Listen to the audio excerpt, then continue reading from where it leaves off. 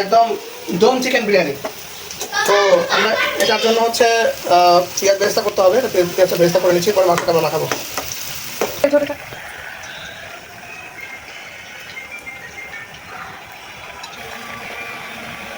কি দিচ্ছে এটা? বাদাম। আর একটু দাও, আমার লাগবে তো।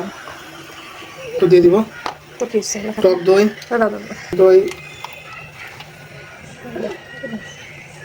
এবার আমরা দিব হচ্ছে সাথে আদা রসুন বাটা, পেঁয়াজ বাটা। পেঁয়াজটা অল্পই দাও। এটা আমরা যদি বেরেস্তা দিব, পেঁয়াজ বাটা আমরা একটু অল্পই দিব। রাঁধুনির বিরিয়ানি মশলা অর্ধেকটা দাও, অর্ধেকটা।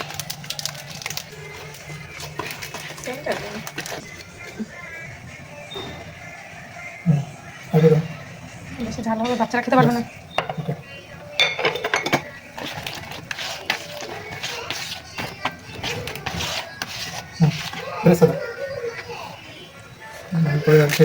বেশি না, বেশি পরে লাগবে।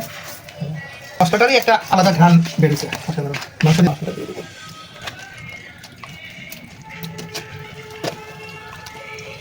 আমরা খুব ভালো করে মশলার সাথে মশলাগুলো মাখিয়ে নেব। পেস্তা করা তেলটা দিয়ে দিয়ে মাখাই দাও। গরুর মাংসের বিরিয়ানি, গরুর মাংসের কালা ভুনা ভুনা খেতে খেতে অসহ্য হয়ে গেছে, তাই না? ঈদের পর থেকে আমরা আজকে তো চিকেন দিয়ে বিরিয়ানি খাবো।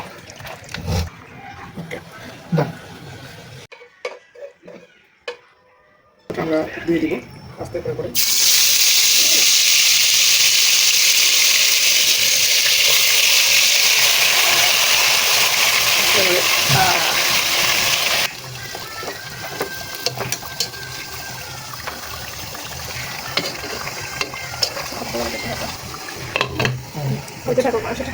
দেখে মনে হচ্ছে খাই খাই একটা ভাব আছে। এরকম যে রান্না করতে পারি এটা ভাবি নাই কখনো। পারে না বলে কোনো কথা আছে? রান্না করো কোনো দিন। তা ঠিক, তা ঠিক। সামনে বিক্রি বাচ্চা বিক্রি করতে হবে, বিরিয়ানি টিরিয়ানি বেঁচে খাবো, কি করবো আর কিছু করার নাই তো। মাংস রান্না শেষ, আমি বিরিয়ানির জন্য এখন রাইসটা রেডি করব। পানি বসিয়েছিলাম, পানি ফুটে উঠছে, চালগুলো আগে থেকে ধুয়ে পানি ঝরিয়ে রাখছি, এখন দিয়ে দিলাম। আপনাদের ভাইয়া তো মাংসটা রান্না করে গোসলে গেছে, আজকে যেহেতু জুম্মার দিন নামাজে যেতে হবে। আসলেও কিন্তু অনেক ব্যস্ত মানুষ, তো এখন একটু ভ্যাকেশনে আছে জন্য পুরো টাইমটাই ফ্যামিলিকে দেওয়ার চেষ্টা করছে। আদারওয়াইজ যেহেতু প্রাইভেট জব করে, প্রচুর ব্যস্ত, ফ্যামিলিকে দেওয়ার মতো তার কোনো সময় নেই। যেহেতু সুযোগ পাইছে, তাই বেচারা ভাবছে যে এই সময়টা পুরোটাই আমাদের দিবে। আমি আসলেই তার প্রতি অনেক কৃতজ্ঞ। অনেক পুরুষ মানুষ আছে ভ্যাকেশন পাইলে হয়তো কলিগ বন্ধু বান্ধবের সঙ্গে চলে যায় ভ্যাকেশন কাটাতে, কিন্তু আলহামদুলিল্লাহ আপনাদের ভাইয়া কিন্তু এই কাজটা কখনোই করে না। আমাদের ছাড়া তো কোথাও ঘুরতে যায়নি আজ পর্যন্ত। এবং এই যে ভ্যাকেশন, প্রায় 2 মাস ভ্যাকেশন কাটাবে সে, এই মাসটা পুরোটা কাটালো, সামনের মাসটা কাটাবে, বাট পুরো একটা সময় কিন্তু সে আমাদের দিয়েছে। তবে ব্যস্ততা আছে, ব্যস্ততার কারণে আমরা কোথাও ঘুরতে যাইতে পারিনি, এর মাঝে ব্যস্ততাও আছে। তারপরে বাড়িতেও কিন্তু অনেক সময়, অনেক সুন্দর সময় কাটানো যায়।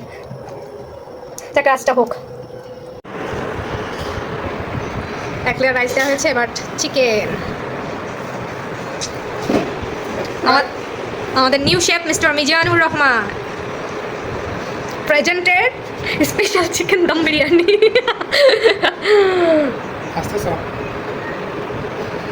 আর একটু গ্রেভিটা দাও, গ্রেভিটা দাও, ঢেলে দাও। ব্যাস ব্যাস, এতটা রাইস লাগবে না মনে হয় না? সমস্যা নেই, ফ্রিজে রেখে দিলে আবার কিছু করা যাবে। দিয়ে দাও বিরিয়ানি। এখানে বাদাম দেওয়া হচ্ছে, ভুল হয়ে গেলাম, ওগুলো বেশি করে রাখছি।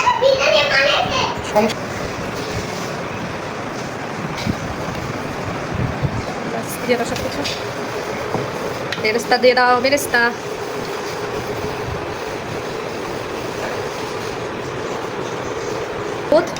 ঘি আর কেওড়া জল মিক্স করে রাখছি, এমনি বাটি থেকে ঢেলে দাও পুরোটা।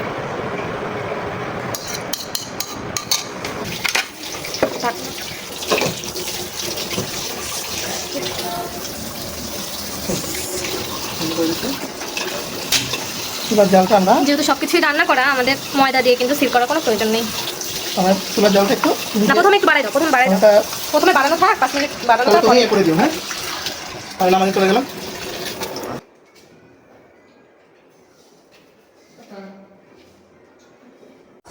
আমাদের বিরিয়ানিটা কিন্তু হয়ে গেছে। ওয়াও, অনেক সুন্দর কিন্তু একটা ফ্লেভার আসছে, অনেক সুন্দর, মাশাআল্লাহ, আলহামদুলিল্লাহ, তো পারফেক্ট।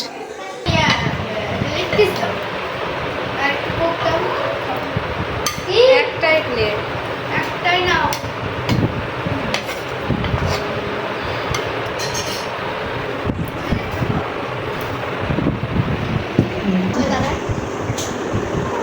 সাথে একটু ড্রিঙ্কস না হলে হয়?